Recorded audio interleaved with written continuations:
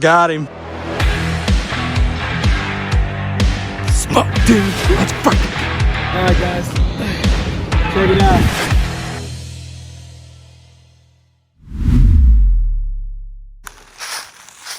So we're coming up on our first trail camera right here. And where we got the mock scrape on the ground right here.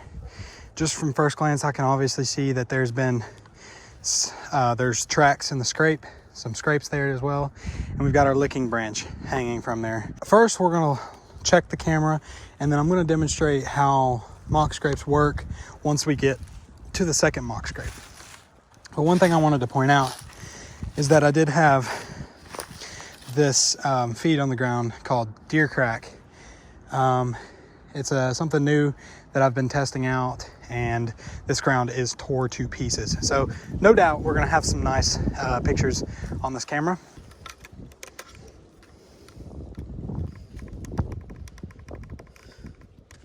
All right, so a little bit about that camera. We had a lot of good pictures of deer on there, a lot of pictures and videos of them hitting the mock scrapes. But one thing I would like to point out is that a couple weeks ago, actually not even a couple weeks ago, probably just a week ago, we had tons of pictures of bucks on that camera holding antlers. And now we only have maybe 2, and both of the 2 that we have that are still holding are spikes. So there are big antlered deer that were still holding their antlers, and now they're not. I don't know whether or not we're gonna be able to find any sheds out here, because I know typically bucks don't usually shed in the same location that they're traveling through, but you never know, we might find something. So we're gonna go back over here and check this other camera real quick. Okay, there's the camera. I'm gonna point something out to you guys on the reason why I picked this place for a trail camera and to put a mock scrape. So this right here is a deer path. There are prints everywhere. I mean, there's a print right here. There's prints, like the last time I was here, they were all over the place. So I use this as my main point of focus for deer paths. However, there's also trails that go down in that way, and there's a trail that comes up here and it goes up this hill. So I put the camera where I did because it's in a spot where the trails intersect. It's an open area where the trails intersect, and that's very important. Okay, upon first glance, there are deer tracks everywhere. Absolutely everywhere. Let's see what we got. Okay, this is the first time that I'm looking at this with you guys. 176 pictures. So we're gonna be here a minute looking at all of these. So stay tuned and we'll give you guys an update. All right, we're back now. I just went through all 1,000 some pictures there, and partially the reason why we have so many pictures is because the settings on my camera are taking multiple photos at one time. However, that really didn't change a lot because we had deer coming in like crazy at different parts and different times of the day. First things first, what I wanted to explain about making a mock scrape is, like I said, you need to find an area where there are intersecting trails. Obviously, some of this is washed down from water and dirt and stuff off the top of this hill, but I looked for tracks and I kind of followed, where there were trails that I could see, and also where there were rubs, old rubs, new rubs. Like you can see here, this right here is a historical rub that was made a while ago, and then right on top of it, pretty much, you've got 1, 2 newer rubs. You've got looks like that one might be brand new, and then you've got another historical rub right there. So obviously there are deer in this area year round and for multiple seasons. So that's one thing that I wanted to find whenever I was looking for a place to pick to set up a trail camera. Second thing, there are lots of these tiny little thorn branches and thorn bushes. Bucks like that. They like small little, what they call low brows, things that they can eat on, small bushes, small plants, small trees, things like that. They like it. in terms of actually making a mock scrape, it's pretty simple. All you do is scrape out the ground, which I'm going to freshen this one up.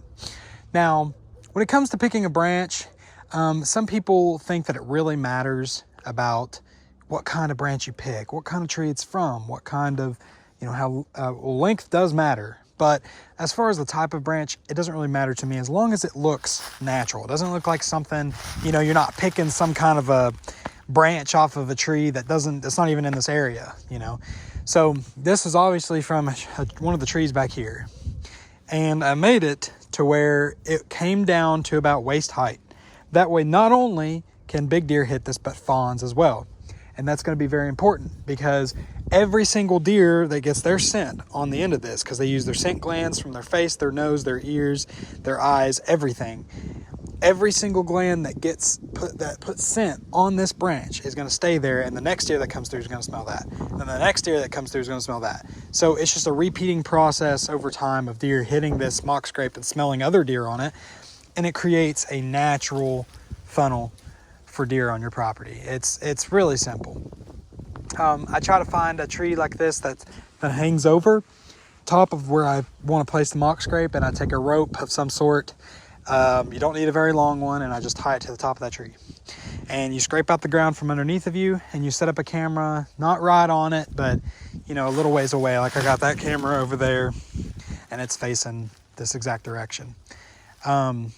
What I'm going to do now is I'm going to actually turn the camera. I'm going to set it up and show you guys what it looks like compared to me. Okay. All right, so obviously I know I'm kind of cut off a little bit, but here is the licking branch.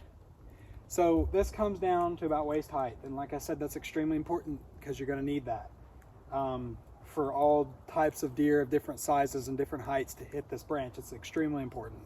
Now, obviously, you don't want to put a mock scrape just anywhere. You want to make sure that you've got intersecting trails. One, you've got old sign, historical sign, new sign, prints, pellets, deer poop is very important to the art of deer scouting. So right now I'm going to show you guys a few pictures back to back of some deer that we caught on this camera and on the other camera. And obviously what I'm saying here matters. Like I'm not just speaking to speak. You guys are witnessing exactly what I'm witnessing for the first time. I didn't come in here and check these cameras before. I will show you guys a couple older photos that I got from this property, a few weeks ago when I had my other camera set out. But basically all of these deer are hitting these mock scrapes. And yeah, I had a little bit of feed out a little bit later, but some of these pictures here are without feed. They just like to hit that mock scrape. Obviously, you don't want to put feed up later in the season when it gets closer to deer season, because you don't want those deer to distinguish, a mock scrape site from a feeding site, because you want those to be two completely different things. General rule of thumb, if you are going to place feed out, put it on the entrance to a mock scrape, not on the mock scrape during deer season. But yeah, these deer are hitting it like crazy and they're loving it. So I believe it's an extremely important thing for everybody to do if you're wanting to scout for deer on your property and you want to establish deer movement on your property and know where those deer are going to be in the following deer season. So I'm going to set this camera back up. And by the way, these are the Toe Guard mini trail cameras. You can pick these up on Amazon for around $40 to $45 a piece, and they are phenomenal cameras. I mean, I own 2 of them. I'm gonna own more in the future. They're not cellular, but they're you don't even really need cellular. I'm gonna show you guys some of these old rubs that are around here and how many there are, and also we're gonna kind of look around for some sheds a little bit. We'll keep the cameras rolling and we're just gonna start walking. There's some good rubs right here. There's one there. There's one on this tree here.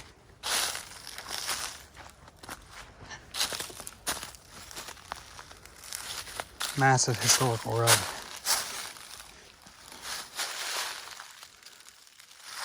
There's a rub, there's a rub. There's rubs everywhere in this little area. This here is all tore up. And you can see these little sticker spots, and you know, he's tore up some pieces of this branch here. That means that this deer has points and stickers and kickers and all that. So that's what you want to look for. All right, so there's this field. It's a pretty big open field. Some really nice rubs right there. My first trail camera is in that direction, straight off that way. And see if we can't find something. And looky there. Looky there. Yep. Sure enough. Little 2-pointer. Or, well, probably a 4. That's pretty neat right there. Third shed I've ever found. I actually think I've got this deer on camera. I'll pull up his picture here. I'm pretty sure this is him. I'll have to go back and look at the footage, but yep, that's pretty neat. It blended in with this grass really well. That was just pure luck right there. All right, guys, that's where I'm gonna end the video today. It was a pretty good day of scouting and checking trail cameras and showing you guys exactly how to set up and make mock scrapes to establish deer movement on your property. You know, we found this one little 2-point shed, possibly of that 4-pointer I showed you guys that I have on camera. But we've got a pretty big trip coming up this weekend that we're gonna do a lot of filming on. We're actually going fishing at the James River on a catfishing charter guide, and we're going with Walk Talk Fish. If you guys haven't watched Walk Talk Fish, go check out his channel below. We're gonna collab this weekend, and we're gonna make some awesome videos for you guys of us catching some monster blues on the James River. So with that being said, we'll see you on the next episode of Anglin A's. Don't forget to like, comment, and subscribe. And I hope you guys enjoyed this video. Like it, share it with somebody. And with that, we'll see you next time on Anglin A's.